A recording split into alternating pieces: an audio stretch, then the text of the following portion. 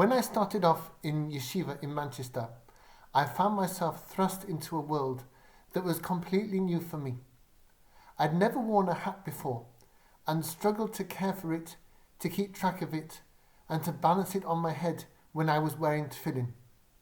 I could barely read a line of Talmud, yet here we were learning it most of every day. I could barely understand Yiddish, yet it was the main medium of instruction, and I had to wing it with my A-level German. We were tested every Friday on what we'd learned during the week, and the learning day was long. Davening was long too. Shacharis could easily take an hour, and I had to adjust to using that time well. My place for davening happened to be near a window, and there was a little tree growing nearby with a branch that stretched across my window. As the months wore on, a little leaf budded, unfurled, and grew on the edge of the branch. I used to think about that leaf and about myself. How easy it must be, I thought, to be a leaf. No Yiddish to battle with, no davening to come to grips with, no Gemara to puzzle out. I was sometimes tempted to swap. But there is a flip side to being a leaf, and our Parsha tells us about it. The Zohar comments on a verse in our Parsha. If an ox or young sheep or goat is born, it shall remain with its mother for 7 days, and from the 8th day onwards it will be acceptable as an offering to the Lord. Thus the Parsha.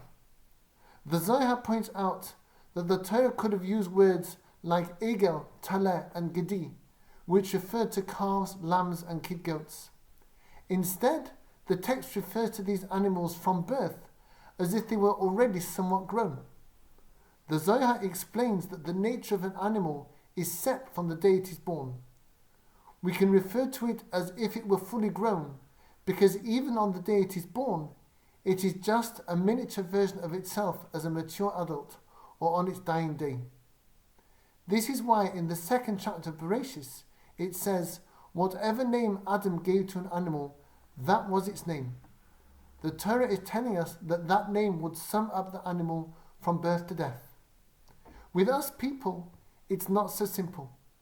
The Be'er Mayim Chaim quotes a pasuk from the beginning of the 5th chapter of Bereshis, which says, God called the first people Adam on the day that they were made. The Midrash says that Adam said, I am well named Adam, because I come from the Adamah, from the ground. On the day of our creation, at birth, we people are barely developed spiritually.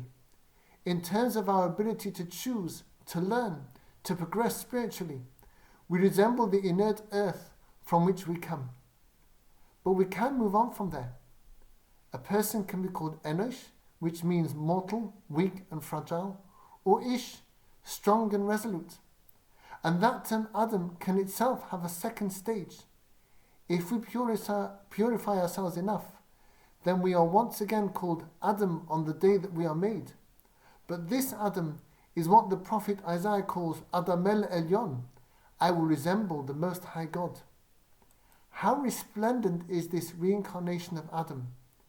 In his magnificent vision of God and the angels, Ezekiel said that he saw the figure of a person on God's throne, which means that God can find no better thing with which to recount and share his splendor with his creation than a realized, fulfilled person, transfigured by their own holiness into an adornment for the whole of creation. A leaf can't do that. I kind of got the hang of yeshiva life in the end and grew to enjoy it. But from time to time, I think back to that leaf. When I'm tempted to feel jealous of the natural world with its clearly defined tasks, every one of which is effortlessly fulfilled, I remember the incredible privilege of being a person, how great we can be, how beloved we are of God. The throwaway line in our Parsha offers a fundamental insight into the challenge and opportunity of the human condition.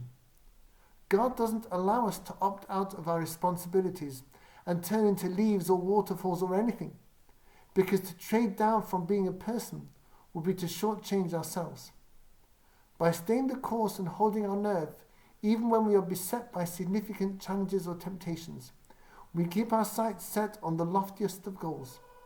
With the Torah's wisdom and encouragement, We can transform ourselves from Adam's Adamah, animated earth, to Adam's Adamel Elyon, something approaching divine greatness. Let's not write off our kindnesses, our prayers, our learning, our moments of courage and resolve. Our first step is to believe in ourselves and the magnificence of our own achievements. All the rest is commentary.